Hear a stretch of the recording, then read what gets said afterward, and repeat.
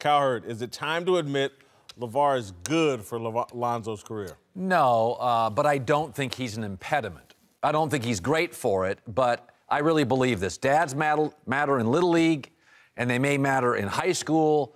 They matter less in college. When you get to the pros in any sport, dads are in the rearview mirror, and you succeed, Kobe Bryant, or fail, Tim Tebow, on your skill set. And at this point, you get to the pros, man. You're talking Ritz-Carlton, security, on the road, national travel.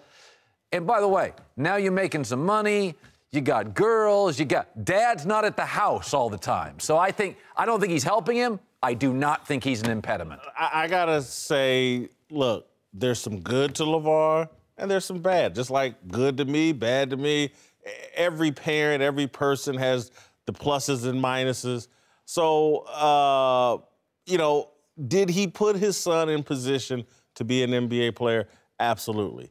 Like you, I think now that he's in the NBA, it's all on Lonzo. And it's really not about LaVar's not going to help. I do think if he continues to run his mouth and becomes a talking point for other NBA players, that's a problem for his son. But right now, his son seems to be handling it. Go ahead, man. You sure? I don't want to be Mr. Negative here. Listen, guys, it's way too early in the career to say he's helping him.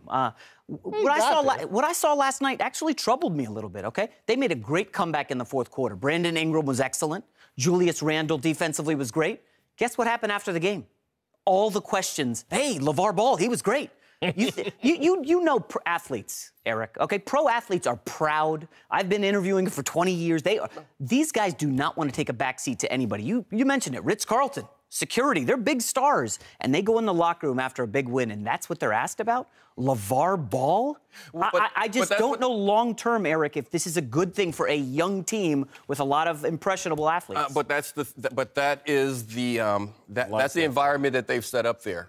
Remember the first press conference, Magic Johnson comes in and says, you know what, let me keep one of my records. A couple of days ago, you get Luke Walton saying he reminds me of Kobe down the stretch. So that's what this organization is doing. They're making everyone talk about him. Now, do I think that his dad, LaVar, is hurting his career? That's a no. It's not going to affect his career. What his dad has done is put him in position to where we actually care about what an average guy is doing on a bad team. That's without his dad saying anything, his rookie season is going to be an average year for a player, and they're going to be a bad team.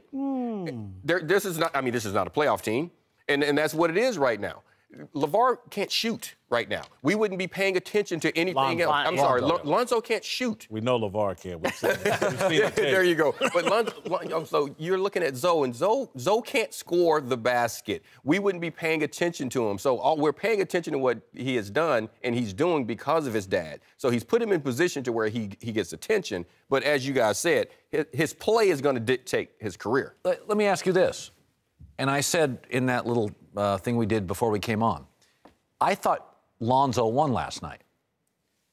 8 years in the league, John Wall still can't shoot and was awful 1 for 10 down the stretch. John Wall failed last night. Yeah.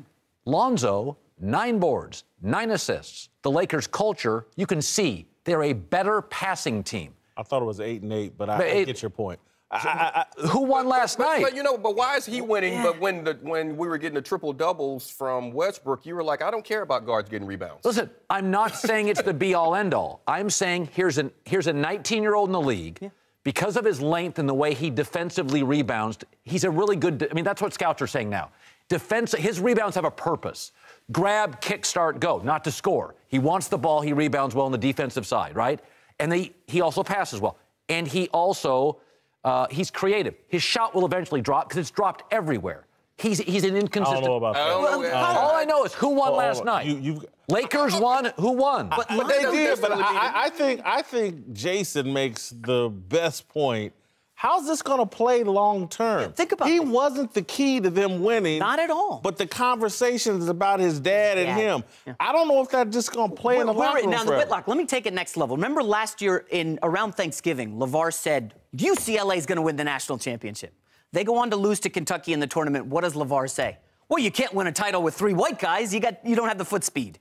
What would have happened if they lost last night? Would we have seen him blame Brandon Ingram or Luke Walton? Like, he got lucky and called that game. Well, no, I can tell you what's going to happen long term. Long term, Brandon Ingram and Randall won't be there.